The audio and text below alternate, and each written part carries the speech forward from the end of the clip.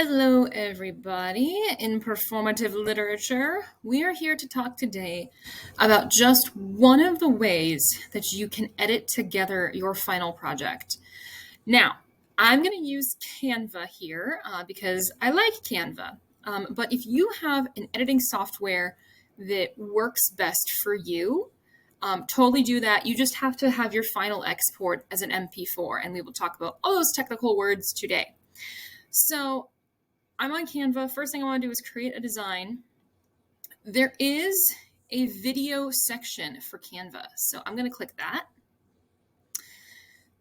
Now, there are several things that you need to do when you first get into Canva. You'll see that it's loading up, and we've first just got 5 seconds of white stuff. So when I press play here, that's our whole video. Now, the reason I like Canva is it has a lot of stock stuff. You can see there's templates right here. If you go into elements, there's lots of things that you can put. You can even put these little graphics in there. There's lots and lots of things. You can put text, but I'll show you how to use all these. So let's say you want your title card. So I'm in the text. I'm going to go add a heading. And I just type right in there, title. And what's really cool is you can highlight this and go mess with all of your title formats. Like I can have a fun font. I can put it in a fun color. Just experiment with what you can find up here, but I can put it a little bit bigger. You can also make text bigger by dragging it. So we can do title. Then I would also think it to be a good idea to give your name and maybe your hour, maybe your teacher, whatever you want. So, and here's another cool thing, cool tip. If you have this all as one, then you can, sorry, my cat's meowing while I'm recording this, just ignore him. You can switch out your colors. Okay, so we've got this text here. Now I'm going to play this and you'll see it lasts for 5 seconds. If I want my title card to be shorter, all we do is drag these and you'll see how many seconds it will last. So let's say I want my title card to be 3 seconds and I'm going to add a page. And again, you can go into elements. Oh, I see there's some flowers. The flowers look nice. Experiment with it. Maybe it's gonna be a bunch of flowers. You can put anything you want from this section, go elements, and you can type in whatever you want. So if I type flowers, there's graphics, there's photos, there's even videos of flowers. So I'll first show you these still portions. So I've got still flowers. And I'm going to make it, let's just have 1 second of still flowers. Now, if I want to add this video that it's got for me, this is 14 seconds. I'm just clicking it and I'm dragging it over. So now I have a video of these flowers. And you'll see down here, this is called my timeline. My timeline is expanding. So if let me get out of that. If I take this right here, I can drag it to the other side. And now I have title card, video, and then another still of flowers. This is the core principle of using Canva, that you're going to have this timeline down here and you will drag the lengths of things. Now, that's the basics. Now, in order to get an A on this project, you're going to have to use new media, which means media you create yourself. So you cannot just use stuff off Canva. It does have a lot of cool options. And I highly encourage you to explore around what you can find in here, especially the graphics and photos, because they're super awesome. But we're going to have new media. And that is where this upload section comes in. So I have all my theater stuff in here. You're going to click upload files, but first you need files. So quick tip, if I go into my drive, I'm going to say my drive, I've got some videos saved. Let me pull it up for you. Okay, so I've got some stuff saved in here already. When you take a video on your phone, it will just be labeled as a move file. What you need to do is first get these from your phone onto your computer or into your drive somehow. You don't have to use Google Drive. If you have an iPhone, the iPhone will upload videos directly from your phone into Google Drive. But however you do it, you need to get this into Canva. Okay, so now I'm back at Canva. You can upload files directly from the computer. It will even let you record yourself directly into Canva. But here's the thing I want to make sure everybody understands. When I am making videos, this is what I do. So you click these three dots over here. There's an option to get things from a bunch of places, but Google Drive is easiest. I'm going to connect it. Then it is going to ask me to go through my email here. So I will tell it to load into my email. I'm going to have to click allow. Now, my files from my Google Drive are just here. So I definitely need to go in and click on those. So I've got performative literature class. I'm going to go down to digital comp. Sometimes you have to click this show more button. Example video.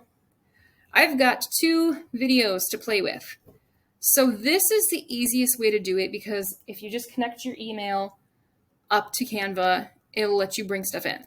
So another thing I want to talk about. This is my preferred method because I can drag it straight in. Now notice I've got the front of the school up here and it's loading. Notice I've got an interior shot of the school and I'm going to drag that in and it's loading, but oh no, Scotty over here, we have all of Scotty and over here is just his legs. The reason that happened is because this video I took was in landscape mode as opposed to this video that was in portrait mode. Make sure you have your phone oriented in the correct way, or else it's gonna be a headache. So this video, I would even say I don't even really want to use it because it's not good. It's just Scotty's legs. So I'm actually going to click on it and you can delete it. And now it's gone. Okay, now I've got this video of the school. I'm going to move it over here so it's the first thing that plays. It's got sound. It's got video. A couple things you can do. You can split it, which would split it in half at some point. So notice how when I did that, it cut off where my cursor was. So if I undo that, let's say I want at 3 seconds in, that's all, I only want 3 seconds of the school. Notice if I did that, I would cut off most of the school. So let's say I want 4 seconds of the school. That looks good to me. So then where my cursor is, split off, and most of the time I just take this extra bit and I just delete it. Okay, so now I've got 4 seconds of the school. Lots of cool things can happen from here. So first off, you need to be clicking on the part of the video that you want to edit. So let's say I click on this front of the school, then go edit video.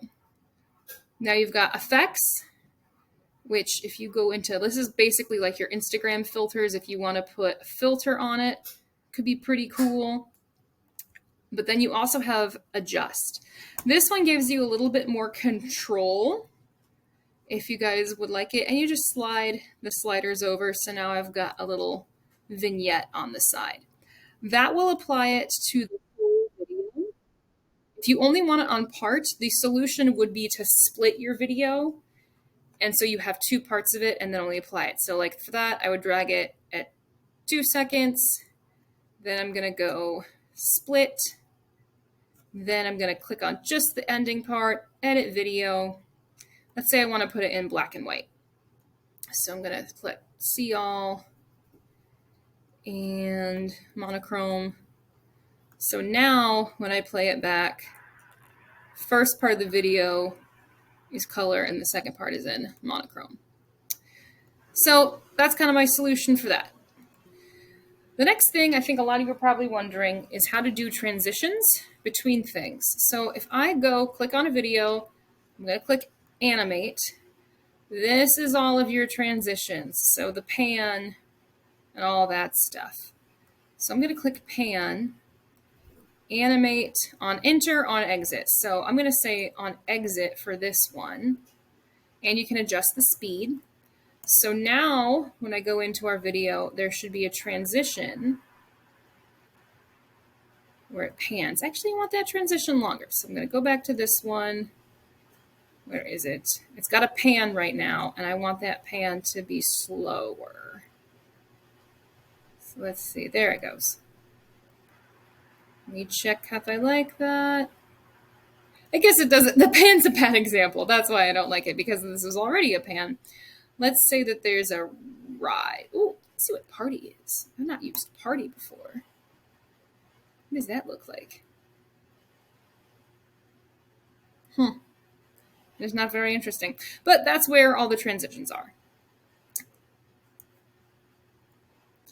Okay, next thing I need to teach you guys is your audio. Now, some of your videos will come with audio, but I also want to point out, if you go elements, and you click in anything, like you want to do daytime. If you scroll over, there's an audio option, and you can drag stuff straight in. Drag it in. It takes a second to load. Very good. So now this second thing below your timeline, this is going to be sound. And this is going to elongate it. So don't do this, because all it does is make it slower or make it faster. Don't do that. Let me undo that real quick. What you want to do is grab the whole thing and move the whole thing over. Then similarly to all the other things, we can adjust it. So if you want to clip it down, you can adjust what part you want. Oh, audio effects are cool. So you can have things fade in and fade out. Again, this is getting fancier, but I want to make sure you have the basics. One thing I do want to point out is if you don't like the options in Canva, or you can't find something to upload, there's plenty of royalty-free music websites. So like this one, you can scroll through all of these little projects here and just download the audio. And those are completely free. One other cool and simple to use tool is this draw tool. And it's exactly what it sounds like. You need to be on like a title, a still, if you will, to like use it effectively. But I can change the color, and you can just draw hello on whatever you want. So that's also cool. When you go to turn this in, it must be exported in MP4 format. So what you're going to do is click share. Then what you want to do is click download, and it automatically will give you MP4, and you can download it that way and then upload it wherever you want. Another thing you can do is give us a link to your results in Canva. That's easier for your rough cuts, really. It'll depend on how Miss S wants you to turn things in, but this is also a way that it can get out of here. You can also always share it on social media if you want to be with your friends and show them what you did. I think that's going to wrap it up for the basics of Canva's video editor. I will obviously be around to answer any questions you have. I've used it quite a lot. It is the easiest software that I have come across for students. But again, if you have one that you already like, you are welcome to use that. But that is going to be our lesson for today. I will post this video on Google Classroom so you can access it at any time.